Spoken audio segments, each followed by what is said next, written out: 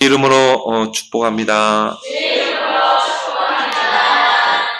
참 잘 오셨습니다.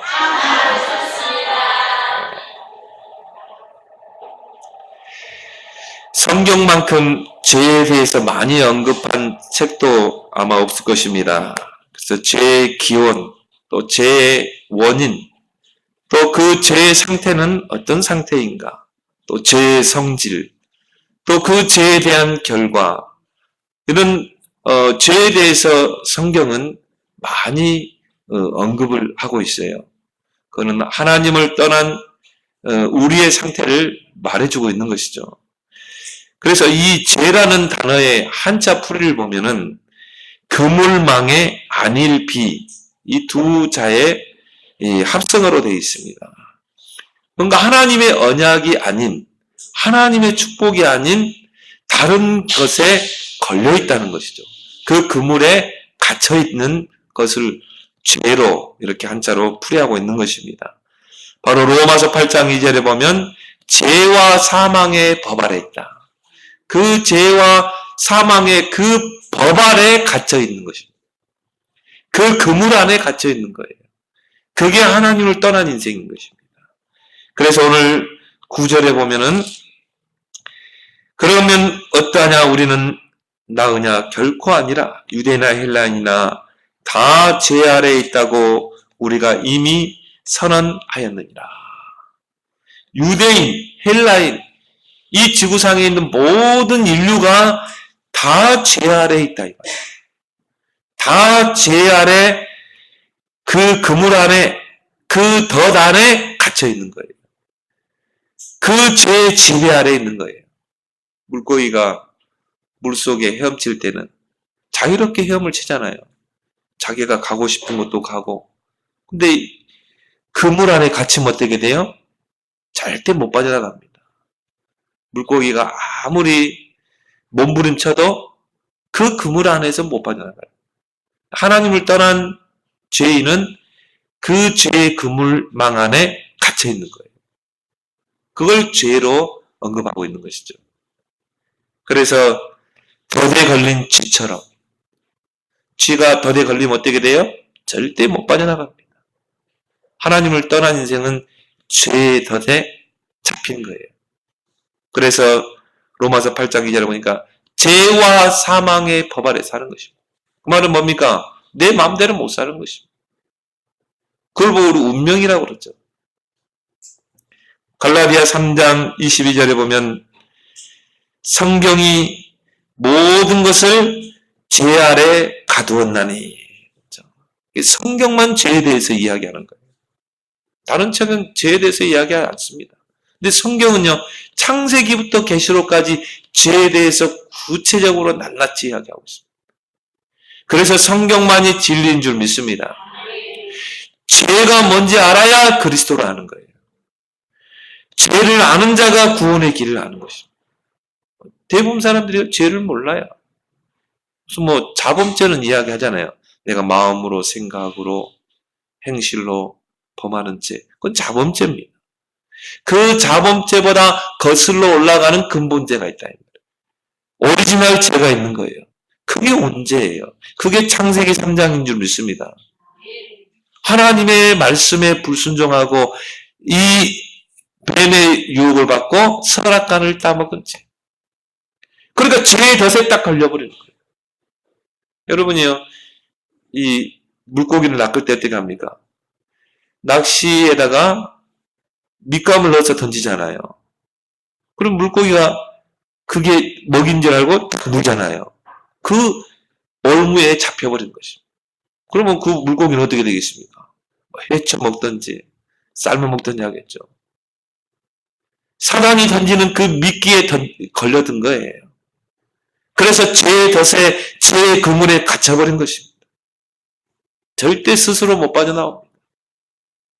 성경이 모든 것을 죄 아래 가두었나니 죄의 그물에 다 갇힌 거예요. 죄의 감옥에 다 갇힌 거예요. 죄와 사망의 법 아래 잡힌 줄 믿습니다. 이게 하나님 떠난 인생이에요. 그럼 여러분 성경을 모르면요 절대 죄에 대해서 바르게 이야기할 수가 없어요. 성경은 죄에 대해서 바르게 밝히고 있는 것입니다. 그래서 로마서 5장에도 보면요, 하나님을 떠난 인생은 죄가 왕노를 한다고 그랬어요. 사망이 왕노를 하게 돼 있어요. 참 죽을 일이 쌓이게 돼 있죠. 모든 일, 자고 나면 죽을 일이야. 자고 나면 죄가 왕노를 하고. 절대 거기서 못 빠져나온다니까요. 종교는 뭡니까? 이 죄의 덫에서 벗어나려는 인간의 몸부림입니다. 그래서 어떻게 보면요, 불교에서 해탈 이야기 하잖아요. 그건 완전 거짓말이에요. 우리 인간은 죄에서 해탈할 수가 없어요. 해탈이란 말은 죄의 굴레에서, 이 죄로 인한 고통의 굴레에서 내가 탈출해 나오는 거죠. 못 빠져나옵니다. 여러분, 국물 안에 갇힌 물고기가 나올 수 있어요? 덫에 걸린 쥐가 거기서 빠져나올 수 있냐 이 말이에요. 절대 못 빠져나오는 거죠. 절대 무능한 거예요. 종교는 하나의 몸부림입니다. 그래서 어떻게 보면은 진짜 중들은 산으로 가야 돼요. 다 털고 산으로 가야 돼요. 그게 머리를 깎는 거 아닙니까? 머리를 깎는다는 건 뭐예요? 속세를 다 버리고 산으로 가는 거예요. 그리고 뭡니까? 평생을 외투 한 벌에 신발 하나에 고무신 신고 그래 살아야 돼요. 왜? 모든 게 죄이기 때문에. 우리가 집착하고 욕심부리고 다 죄거든. 물론 자범죄지만 불교에서는 온죄를 언급하지 않습니다. 내가 아무리 착하게 살고 아무리 선하게 살고 아무리 내가 양심적으로 살아도 그 인생은 원죄 인생이에요. 이미 태어날 때부터 죄에 갇힌 상태로 태어나는 거예요. 그래서 죄의 감옥에 갇힌 자는 이미 형이 확정된 것입니다. 로마서 6장 23절에 죄의 싹은 사망이라. 이미 형이 확정됐다니까요. 히브리서 9장 27절에 한 번 죽는 것은 정해져 있고 그 후에는 심판이 있으리라. 이미 형이 확정돼서 태어나는 거예요. 이미 형량까지 확정돼서 태어나는 거예요. 그 죄 때문에 어디로 가요? 죽어서 영원한 지옥에 가는 거예요. 이미 형이 확정되고 형량까지 확정된 게 그게 인생이라 이 말이에요. 그걸 모른다니까. 그래서 죽는 날에 그 형이 집행이 되는 것입니다. 누가 범죄를 저지르면 어떻게 됩니까? 판사 앞에서 형이 집행되잖아요. 형이 확정되잖아요. 금고형, 사형, 무기형. 사형을 바로 집행합니까? 그러지 않죠. 감옥에 가둬놓다가요. 때가 되면 어떻게 됩니까? 형을 집행하잖아요. 사형장으로 가는 거예요. 거기서 이제 형이 집행이 되는 것입니다. 우리 인생이 그렇다니까요. 죄의 싹은 사망에 이미 형이 확정된 거예요. 그 죄로 인해 심판을 받게 되고 지옥에 가요. 그 형량까지 이미 확정이 됐다. 죽는 날에 그 형이 집행이 됩니다. 그게 영원한 지옥이잖아요. 그래서 세세 모금토록 그 영원한 지옥의 감옥에 갇혀서 영원토록 고통당하는 것입니다. 성경은 어떻게 표현했냐면요. 불과 유황으로 펄펄 끓는 그 불못으로 표현하고 있어요. 그게 지옥이라니까요. 영원한 감옥이에요. 거기서 이제 뭡니까? 이제 진짜 형량을 당하는 것입니다. 사형수는 그냥 사형장에 끌려가서 죽으면 되는데 지옥은 죽지도 않아요. 영원히 펄펄 끓는 불과 유황의 불못에 성경에 보니까 던져 넣는다고 그랬어요. 징그럽기 때문에 던져버려요. 근데 그리스도를 통해 제사함 받은 자들은 어떻게 돼요? 하나님이 꽃마차를 보내가지고 천사들의 손에 받들려서 또 꽃마차를 타고 천국으로 가는 줄 믿습니다. 올라가는 거예요. 근데 지옥에 가는 자는요, 지옥 불못에 던진다니까요. 그러니까 여러분이 정말 구원받았다는 것은 기적 중에 기적이에요. 정말 저와 여러분들이 구원받았다는 건 진짜 기적이라니까요. 얼마나 감사합니까? 그것도 뭡니까? 하나님의 그 큰 사랑으로 인하여 예수 그리스도의 그 십자가의 그 사랑으로 인하여 은혜로 여러분이 구원받았잖아요. 자다가도 여러분이 일어나서 감사해야 되고요. 여러분이 불평이 있습니까? 그래서 항상 기뻐하고 쉬지 않고 기도하고 범사에 감사하는 여러분 되길 바랍니다. 여러분이 그 구원에 대한 감사와 감격이 넘쳐야 돼요. 이게 죄라. 그래서 그리스도의 이 당연필은 절대 우리는 완전 인생의 답이 나야 될 줄 믿습니다. 왜 그리스도라야 되는가? 왜 그리스도가 아니면 안 되는가? 왜 그리스도만 유일한 구원자인가? 여기에 대해 우리 인생에 완전히 답이 나야 된다니까요. 이게 우리의 시작이 돼야 돼요. 시작이 안 되는데 어떻게 우리가 이 세상을 살아갈 수 있습니까? 그리스도로 답 안 냈다. 절대 신앙생활 안 되게 돼 있어요. 이 광야길 가는 동안에요. 사람 때문에 문제, 환경에 다 넘어지는 거예요. 불신앙하고 하나님 시험하고 낙심하고 갈등하고 그게 광야길 아닙니다. 그리스도의 당연성에 여러분이 완전 답이 나길 바랍니다. 그래서 오늘 10절에 뭐라고 말씀하고 있습니다. 기록된 바 의인은 없나니 하나도 없으며 의인은 없나니 하나도 없다. 여기 의인이란 말이 나왔죠. 의인이란 말은 뭡니까? 의인이란 말은 죄가 없는 상태를 말합니다. 죄가 하나도 없는 상태. 또 죄에서 자유한 상태. 이게 의인이에요. 그럼 이 땅에 태어나는 모든 사람이 의인이 있어요? 없어요. 이 땅에 태어나는 모든 사람은 죄를 가지고 태어난다니까요. 이미 죄가 확정돼서 태어나고 형량이 확정돼서 태어난다니까요. 그래서 다윗은 시편 51편 5절에 뭐라고 그랬습니까? 내가 죄악 중에서 출생하며 내가 죄 가운데 잉태되었나이다. 그렇죠? 여러분이 죄 가운데 태어나는 거예요. 죄악 가운데 이 땅에 잉태되고 출생한다니까요. 죄를 가지고 태어나는 것입니다. 의인은 하나도 없습니다. 다 하나님을 떠나 죄와 사단의 권세 아래에 있는 인생이에요. 그래서 우리는 오직 그리스도라야 되는 줄 믿습니다. 그리스도만 돼야 돼요. 유일성의 답이라. 로마서 3장 23절에 모든 사람이 죄를 범하였으며 하나님의 영광에 이르지 못하더니 모든 사람이 하나님을 떠나 죄 아래 갇혀 있는 거예요. 사단의 권세 아래 사는 것입니다. 왜? 사단이 미끼를 던졌거든요. 사단이 덫을 안았거든요. 근데 내가 그 덫에 딱 걸렸다 이 말이에요. 그럼 누구래요? 사단이 이제 우리를 붙잡고 우리를 조종하는 것입니다. 하나님을 떠나 죄 아래 갇히게 되고 사단에게 잡힌 상태. 이걸 보고 우리 인간의 근본 문제라고 그러죠. 이걸 보고 창세기 3장 사건. 하나님을 떠나 죄와 사단의 권세 아래. 그 인생은요, 평생 죄에게 종노를 하고 평생 마귀에게 종노를 하고 사는 거예요. 히브리서 2장 14절 15절에 보니까 죽기를 무서함으로 일평생 종노를 하는 것입니다. 여러분이 그리스도 붙잡길 바랍니다. 그래서 우리 인생 스스로는요, 이 죄의 권세에서 사단의 권세에서 죽어서 가는 이 지옥 권세에서 구원받을 수 없기 때문에 하나님이 그리스도를 보냈다 이 말이에요.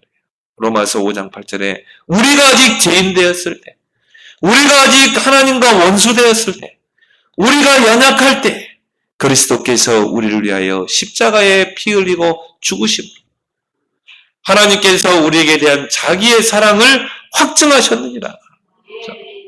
우리는 죄인 돼가지고 스스로 구원받을 수 없고 하나님과는 원수되어 있지. 우리는 연약해서 이 죄의 덫에서, 이 죄의 그물에서, 이 죄의 감옥에서 벗어날 수 없는 연약한 존재인데 하나님께서 그리스도를 보내사 십자가 지게 하심으로 하나님이 저와 여러분들을 사랑하시는 그 사랑을 확증해 보이셨다. 하나님의 사랑의 확증이 뭐예요? 그리스도의 십자가인 줄 믿습니다. 그래서 그리스도가 이 땅에 오시는 것은 당연한 것입니다. 십자가 지시는 것은 당연한 것인 줄 믿습니다. 그래서 우리를요, 그 죄의 덫에서 우리를 건져내신 거예요. 죄의 그물에 갇혀있던 우리를 해방시켜 주신 거예요. 죄의 감옥에 갇혀있는 우리를 거기서 끌어내 주신 것입니다. 모든 형량을 다 해결하신 거예요. 그리고 우리를 죄와 사망의 법에서 해방시킨 줄 믿습니다. 그게 생명의 성령의 법. 그것도 그리스도 예수 안에 있는 생명의 성령의 법이 죄와 사망의 그 법에서, 법 안에 있는 갇혀있는 우리를 해방시킨 거예요. 우리는 죄와 사망의 법에 사는 거 아니에요. 우리는 생명의 성령의 법 안에 있는 줄 믿습니다. 그 생명을 누리고, 그 성령을 누리고, 그 테두리 안에서 사는 존재. 그게 해방된 신부인 줄 믿습니다. 그 그리스도의 필연성에 탑이 나야 돼요. 여러분, 하나님을 떠난 인생의 그 영적 상태를 오늘 13절에서 15절에 잘 말하고 있습니다. 하나님을 떠난 그 죄의 상태를 잘 설명하고 있어요. 그들의 목구멍은 열릴 무덤이요. 그러니까요, 죄를 밥 먹듯이 하잖아요. 목구멍 속으로 막 죄가 계속 들어가는 거예요. 하나님을 떠나 죄에 갇히고 사단에게 붙잡힌 인생은요, 죄를 밥 먹듯이 짓는다니까요. 그게 그 말이에요. 그들의 목구멍은 열린 무덤이라. 막 계속 죄가 들어오는 거예요. 그들의 혀로는 속임을 일삼으며. 우리 혀로 얼마나 죄를 많이 짓습니까? 그 입술에는 독사의 독이 가득하고, 말 한마디로 사람을 죽이고, 그 입은 저주와 악독이 가득하고, 그 입 한 입 가지고요, 막 얼마나 저주합니까? 얼마나 악독한지 몰라요. 그리고 그 발은 피 흘리는 데 빠른지라. 그렇죠? 이번 그 화성 연쇄 살인법 다 보면서요, 야, 사람을 무참하게 죽이더라고. 성폭행하고 무참하게 죽이고, 그 자기 부인이 폭행을 일삼은 집 나가니까요, 처제를 집으로 불러들여가지고, 그러고 수면제 먹이고 성폭행하고, 그러고 막 무참하게 살해하고. 그 말이 그 말이라. 그 발은 피 흘리는데 빠르더라. 그런 사람들은요, 그 살인이 희열을 느낀다네요. 사람 죽이는 거를 막 희열을 느낀대요. 완전히 죄에 사로잡힌 거죠. 이게 하나님을 떠나 사단에게 붙잡힌 그 인생인 것입니다. 그래서 이사야 64장 6절에 보면 우리의 죄악이 바람같이 우리를 몰아가나이다. 막 이쪽에서 막 바람 부는 대로 죄 짓는 거예요. 화성의 그 연쇄 살인만 보세요. 바람이 밀려가지고 이쪽으로 바람 불면 그쪽에 가서 사람 죽이고, 또 바람이 부는 대로 이쪽에 가서 여자 막 살해하고, 가리지 않고 뭐 50대 뭐 20대 가리지 않고 죽였더라고요. 우리의 죄악이 바람같이 우리를 몰아가나이다. 그래서 로마서 5장에 보니까요, 죄가 왕노를 하고 사망이 왕노를 하고, 그래서 하나님이 우리에게 처음부터 복음을 주신 줄 믿습니다. 여자의 후손이 뱀의 머리를 상하게 할 것이다. 창세기 3장 15절. 그리스도는 우리의 필연적인 해답이다. 그 여자의 후손만이 사단을 권세를 깨뜨리고 죄에서 우리를 건져낼 수 있는 거예요.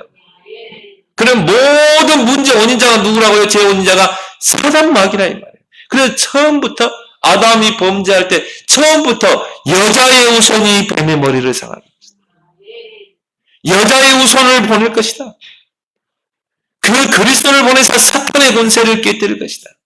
여러분 가정에 역사하는 그 사단을 이길 수 있습니까? 여러분 자녀를 붙잡고 있는 사단을 이길 수 있습니까? 그건 자녀 문제 아니에요. 그 배후에 사단이 있는 것입니다. 여러분 남편의 문제로만 보면 안 된다 이 말이에요. 우리의 싸움은 영적인 싸움이지 육성의 싸움 아니에요. 이 왼수 같은 남편 아니다 이 말이에요.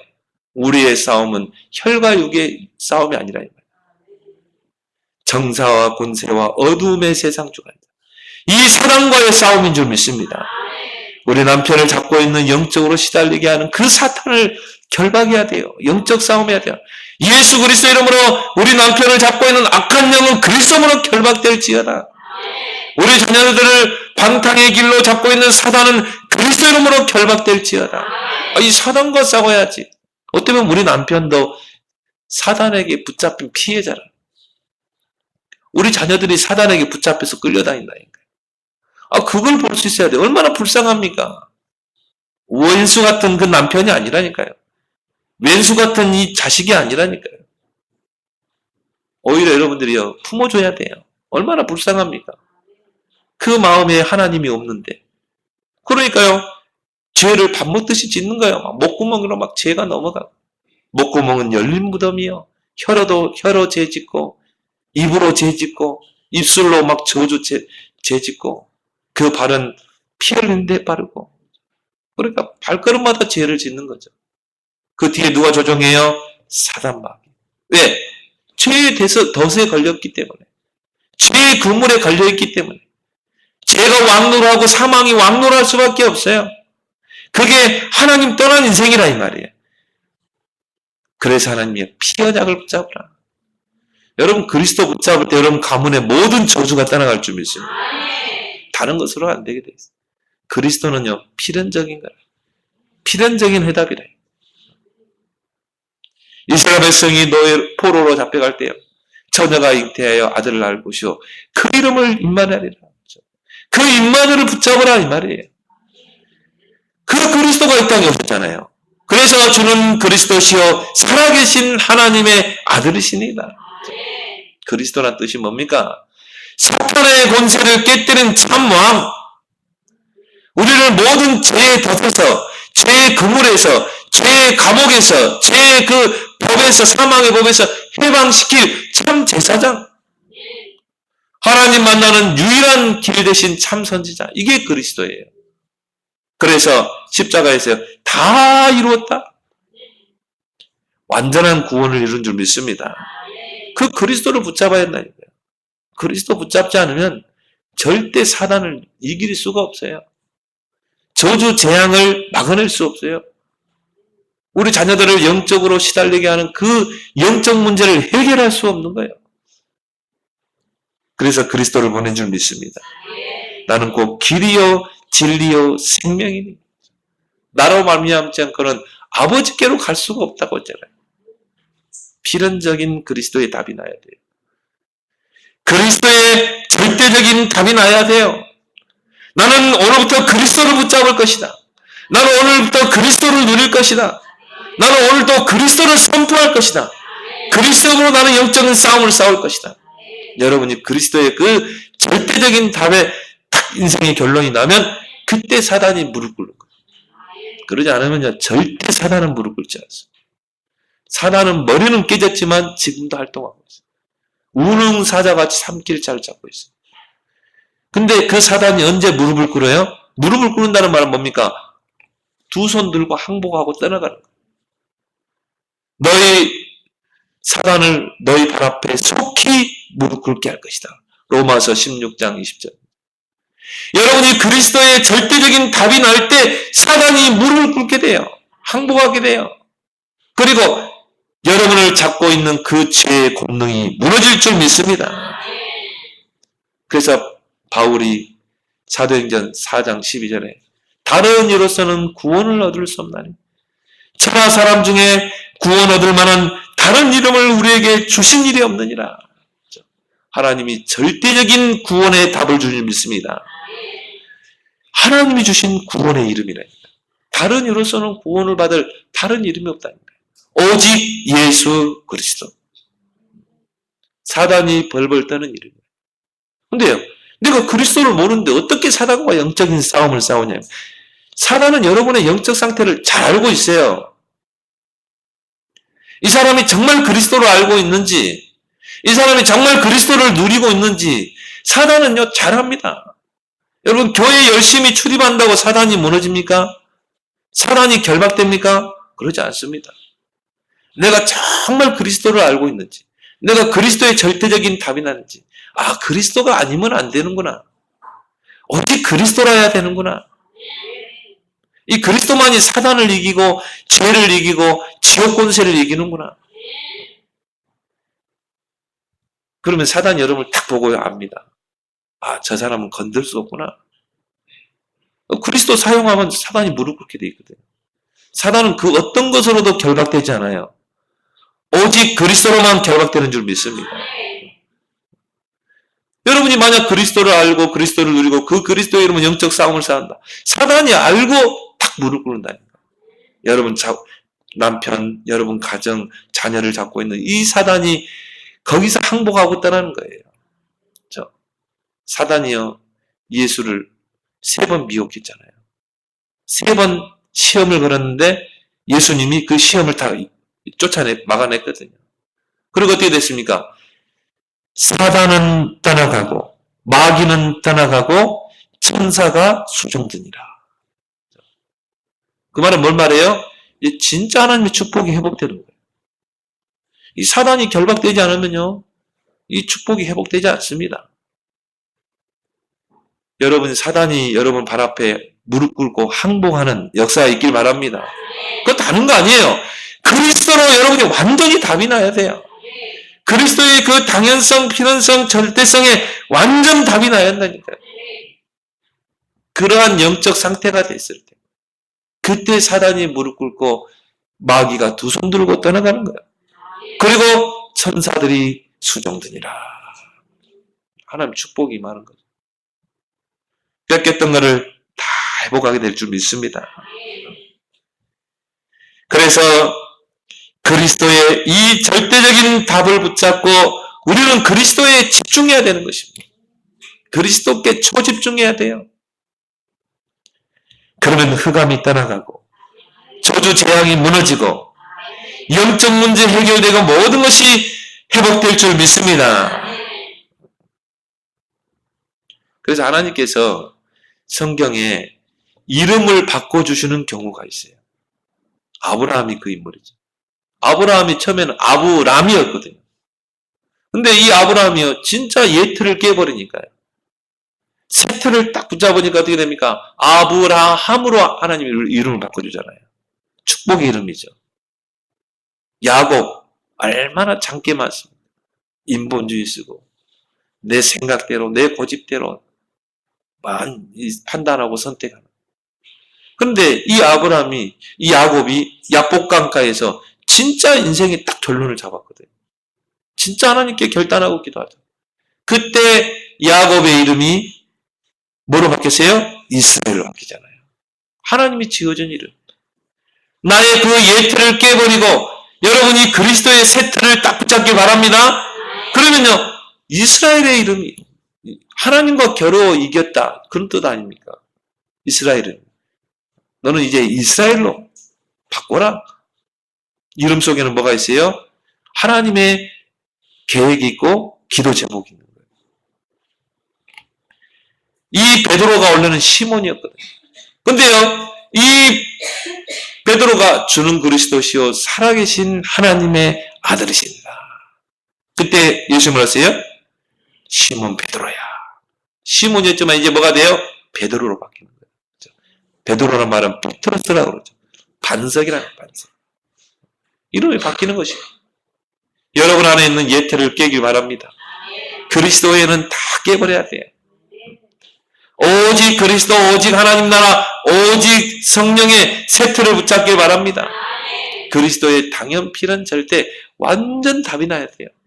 그때 사단이 물고. 두 번째 뭡니까? 우리 인생 앞길에 두 가지 길이 있습니다. 고생의 길, 평강의 길. 오늘 16절, 17절에요. 파멸과 고생이 그 길에 있고, 그렇죠? 죄가 왕노를 하고, 사망이 왕노를 하면 어떻게 돼요? 파멸, 고생의 길. 근데 한 길은 또 어떤 길입니까? 평강의 길.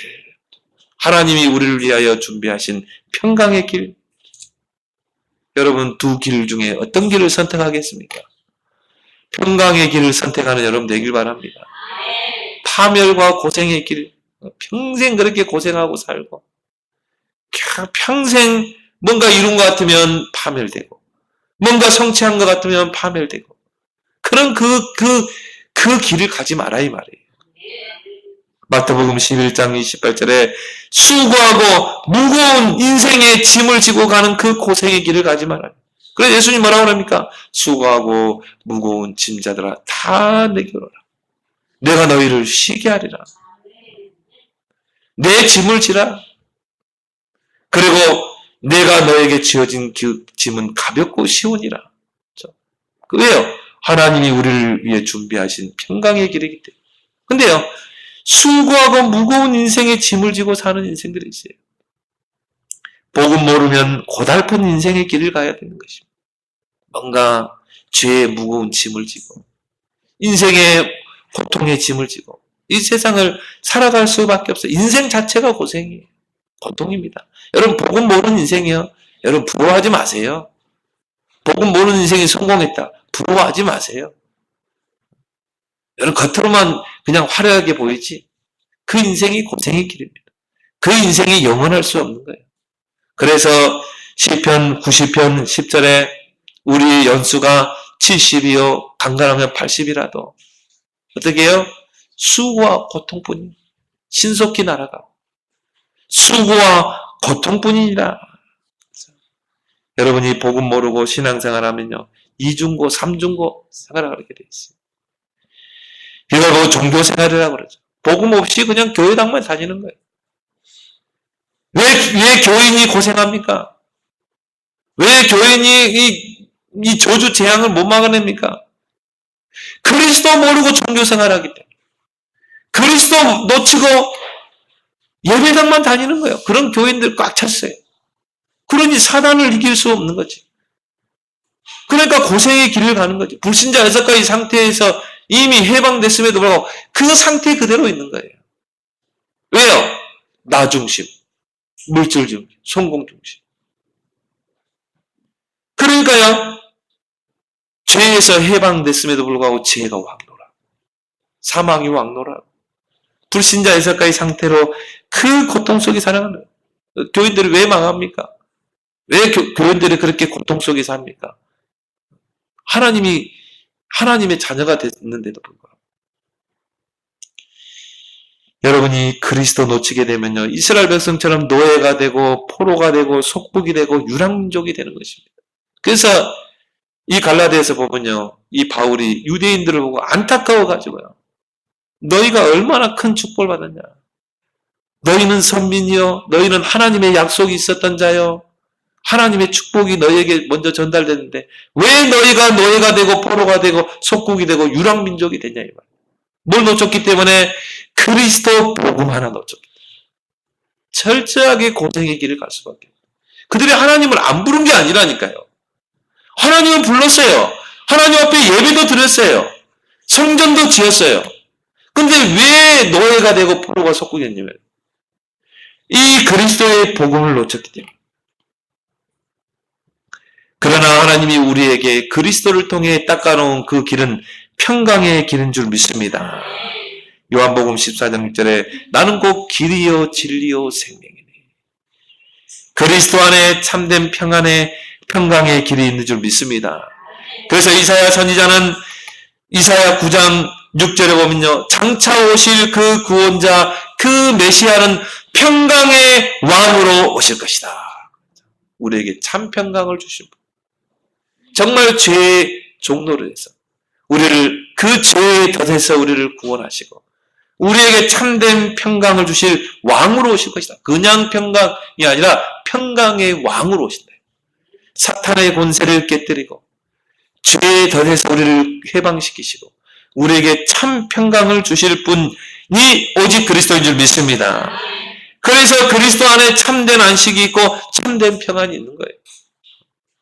여러분 고생의 길을 가고 있는 분이 있다면 이제 그리스도 안에 들어오길 바랍니다. 진짜 그리스도 붙잡아봐요. 이제 주님께 모든 걸 맡기고 그리스도의 이름으로 기도해봐요. 그 안에 참된 안식이 있고 그 안에 참된 평안이 있는 줄 믿습니다. 요한복음 14장 27절에 내가 너에게 평안을 주노니 곧 나의 평안을 너에게 주노라. 내가 너에게 주는 평안은 세상에서 주는 것 같지 아니하니라. 너희 마음에 근심하지 말고 걱정하지 말고. 여러분 참된 평안이 뭡니까? 여러분 막 참선을 했더니 명상을 했더니 참 평안이 오고 그게 평안입니까? 참된 평안은 죄의 덫에서 빠져나오는 거예요. 죄와 사망의 법에서 해방되는 거죠. 사단 권세, 지옥 권세에서 빠져나오는 게 참된 평안이에요. 그 평안의 주인공이 그리스도라 이 말이에요. 그 주님이 여러분을 구원하신 줄 믿습니다. 그렇기 때문에 여러분에게는 참 평안을 주노라. 그 세상에서 주는 것 같지 않는 그 평안, 그 평안이 그리스도 안에 있는 줄 믿습니다. 요한복음 16장 33절에 이것을 너희에게 이르는 것은 너희로 내 안에서 평안을 누리게 하려 합니다. 정말 그리스도 누리는 것이 평안을 누리는 거예요. 세상에서는 환난을 당하라, 담대하라. 내가 세상을 이겼느니라. 내가 사단을 이겼느니라. 내가 죄를 이겼느니라. 그래서 평강을 누리라. 여러분 진짜 그리스도 안에서요 참 평안을 누리기 바랍니다. 여러분 진짜 그리스도 안에 참 평안을 누리면 이거 화장 안 해도 돼요. 어떤 사람은요 막 화장빨에 안 받아가지고 막 요거 바르고 막 덕칠을 해놓는데요. 그렇게 안 해도 여러분이 진짜 그리스도 안에 들어가서 그리스도 안에서 참된 안식과 평안을 누리면 모든 세포가 다 살아나요. 제일 먼저 어디 살아나? 얼굴 세포가 살아나. 얼굴이 막 반질반질해지고 윤기 나고. 아마 틀림없이 여러분 그럴 겁니다. 와, 얼굴이 왜 이렇게 좋아졌어? 뭐 마사지 받으러 다녀? 아마 그럴 겁니다. 그럴 수밖에 없어요. 왜? 내 마음이 그리스도 안에서 평안한데. 평안해. 그래서 내가 아는 목사님은요, 꼭 저를 만나면 평안하뇨? 물어보는 거지. 평안합니까? 뭔 근심 걱정이 그리 많아요. 그리스도는 우리의 피난처신데. 그리스도는 우리의 도피처신데. 그 안에 들어가면 돼요. 내 주위에 환난 풍파가 많으나 내가 그리스도 안에 들어가게 되면 하나님은 그 파도를 잔잔케 하시는 줄 믿습니다. 예수님과 제자들이 배를 타고 그 갈릴리 호수를 향해 가는데요. 큰 풍랑이 이런 거 있죠. 풍랑이 일어나서 막 배를 치는 거 있죠. 물이 들어오고. 제자들이 막 그 파도를 이기려고 막 실험하는데요. 예수님은 그 배에 누워가지고 코를 골고 주무시는 거 있죠. 제자들이 막 파도와 막 싸우다가요. 예수님을 깨우죠. 예수님. 큰일 났습니다. 이 배가 지금 파도에 침몰하게 돼 있습니다. 예수님, 그러냐? 그래야 되는데. 꾸짖으면 이 믿음이 없는 놈들아. 이 믿음이 없는 놈들아. 내가 너희와 이렇게 함께 하는데 왜 그 파도 하나 보고 그 환경 보고 낙심하고 그 불안해하고 하느냐. 예수님이 탁 파도를 꾸짖으니까 어떻게 돼요? 파도가 잠잠하게 되니라. 그 파도를 꾸짖을 그 주님이 이 배에 타고 계시는 내 인생에 파고가 많고 내 인생에 파도가 많고 환난이 많고 어려움이 많고 고난이 많아도 내 안에 내 인생의 항해자이신 그리스도가 내 인생의 상장으로 내 안에 계시는데 왜 두려워하냐 이 말이에요.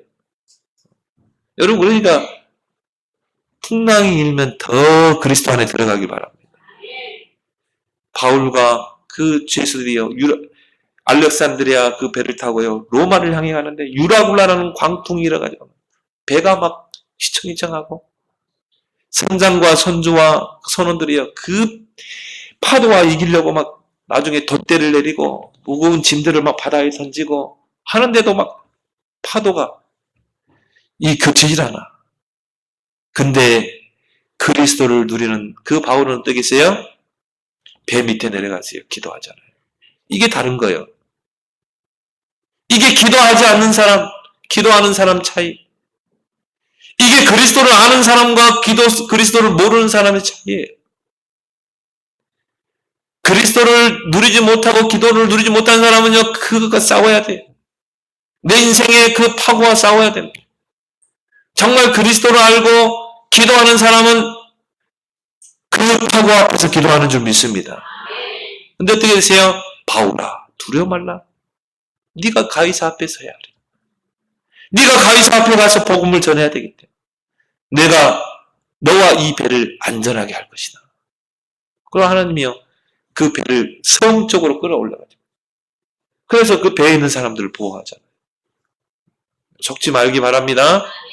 그리스도 안에 참된 안식의 길이 있고 평안의 길이 있습니다. 그렇다면 세 번째로 뭡니까?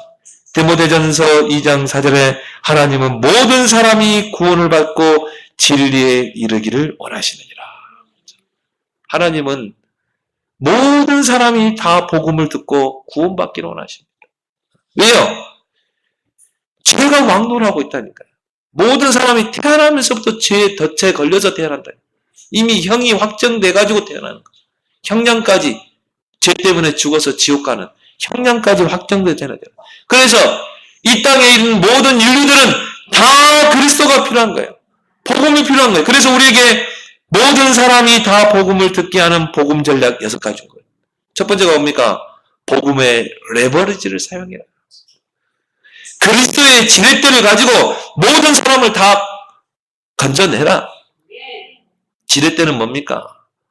무거운 그 물건을 쉽게 들어 올리는 게 지렛대 아닙니까? 지렛대가 튼튼하면 무거운 것도 다 들어 올릴 수 있어요. 마태복음 11장 28절에요. 하나님 따라하는 인생은 수고하고 무거운 짐을 지고 살아라. 그 어깨에 그 짐이 지어져 있다. 죄의 짐, 인생의 짐. 그리스도의 그 지렛대를 사용해서 그 인생의 무거운 짐을 지고 사는 자를 다 그 들어 올려야 돼요.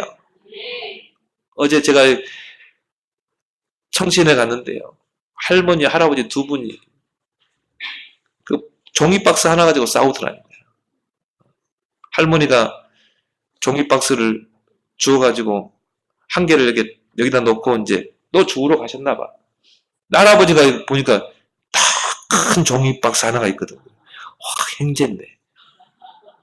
그래서 그거를요, 딸딸에다 싣고 이제 감아가지고 휘바람 불고 오는데 할머니가 그걸 본 거라. 그러니까 왜 내 거 가져갔나 이 말이야. 그러니까 할아버지가 아니 뭐 길거리 있기를 내가 담은 거 아니냐고. 아 그거 내 거라고 그러니까. 아니 그게 당신 거라는 그 증거가 어딨냐 이 말이야. 사진 찍어놨어 그러니까. 아니 내가 거기다 놓고 지금 죽으라다니까. 막 육두 문자를 써가면서요. 할아버지 할머니 그것도 허리가 윈 할아버지 할머니. 근데 할머니가요 허리 이렇게 해가지고 그 종이 박스를 준대요. 어디서 그 힘이 났는지요. 그걸 다 풀어헤쳐가지고는 그걸 뺏어가지고 머리 이걸 막 쏜살같이 도망가더라고요. 제가 그걸 보면서 야, 좀 씁쓸하기도 하고 불쌍하기도 하고 하나님 떠나면 저런 인생을 사는구나. 그 종이 그 박스 그거 얼마나 하겠어요? 그 팔면 한 1,000원 합니까? 한 500원 합니까? 그래서 그 인생이 저렇게 됐구나. 저 인생이 하나님 못 만나고 저렇게 사는구나. 이런 인생들이 많습니다. 그리스도의 지렛대로 다 여러분이 들어올리는 여러분들 되길 바랍니다. 그래서 하나님 우리에게 복음의 그릇을 키워라. 복음의 뱃살, 복음의 여러분이 그릇을 키워라. 모든 사람들을 다 담을 수 있는 복음의 큰 그릇을 담아라. 큰 그릇 되기 바랍니다.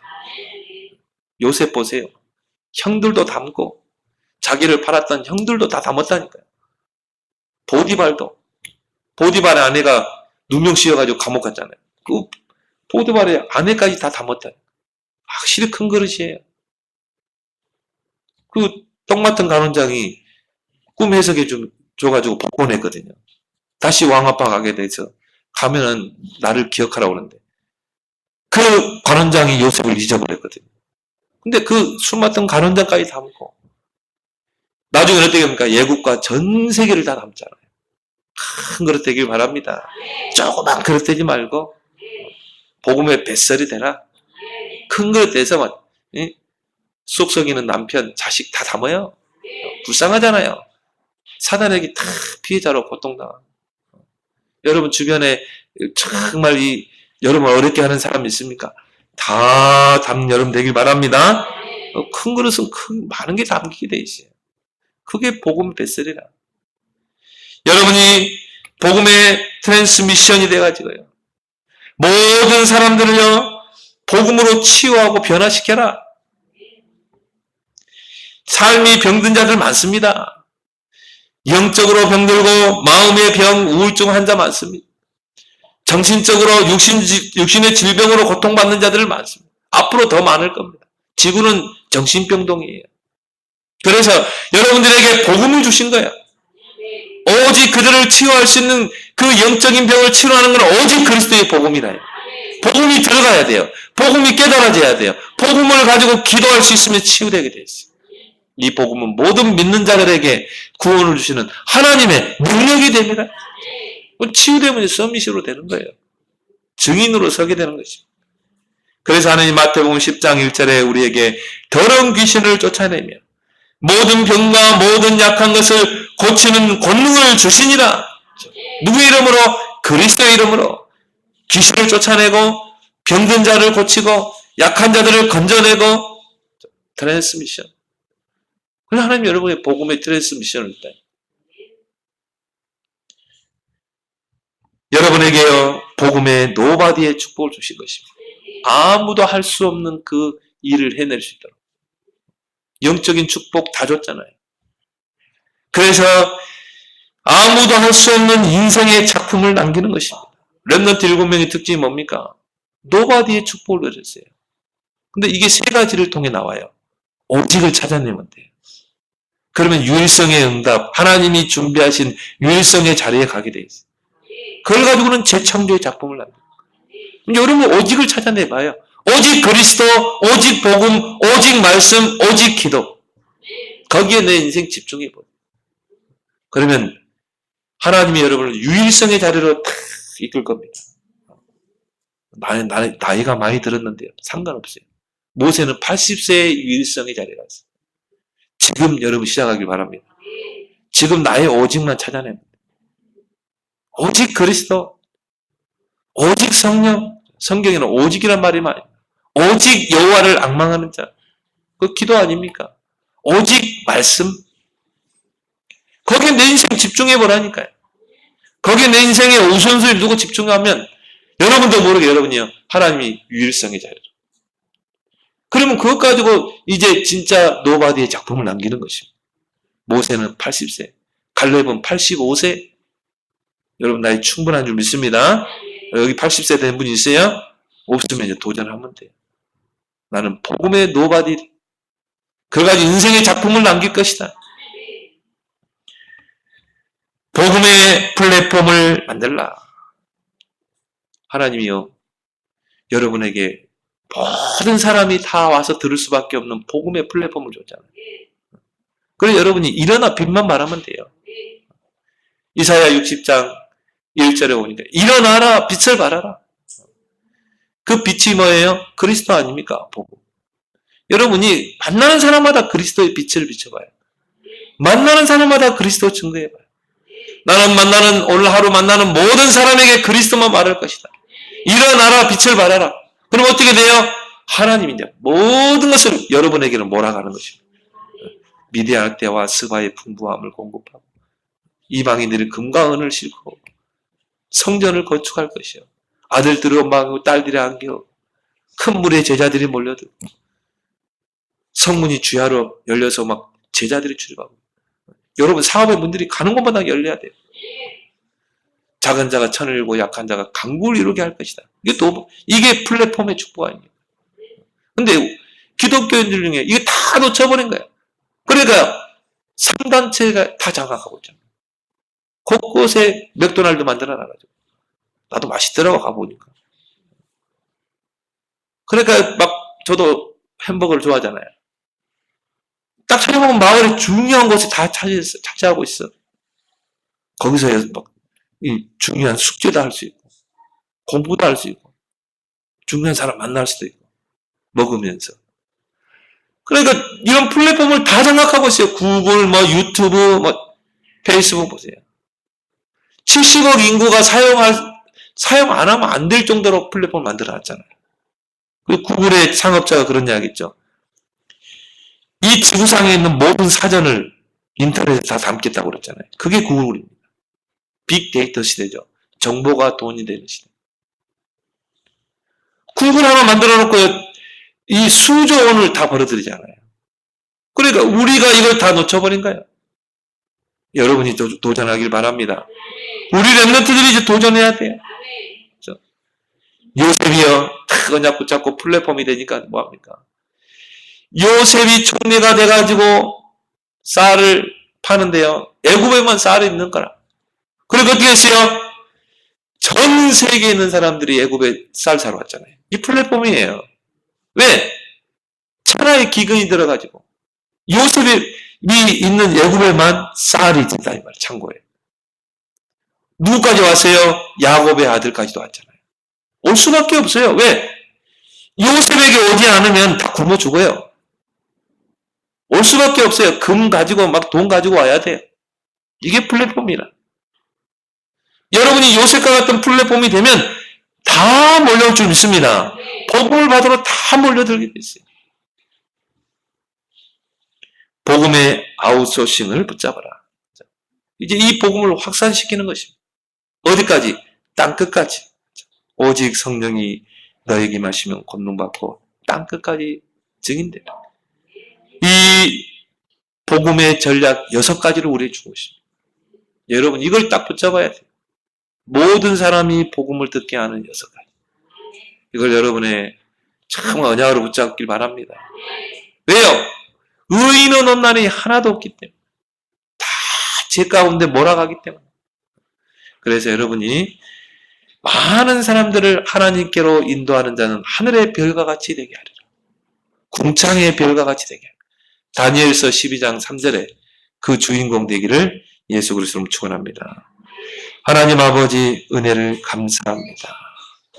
정말 죄인된 이 세상의 영적 상태를 보게 하시고 오직 그리스도만이 당연한 필연적인 절대 답이라는 그 인생의 답과 결론을 가지고 이제 그리스도 안에 있는 그 평강의 길을 걸으며 또 인생의 여정을 걸으며 모든 사람을 다 듣게 하라. 이제 6가지 그 복음 전략 가지고 모든 사람을 다 복음으로 살려내는 그런 주역이 되게 하여 주옵소서. 예수님의 이름으로 기도합나이다. 아멘.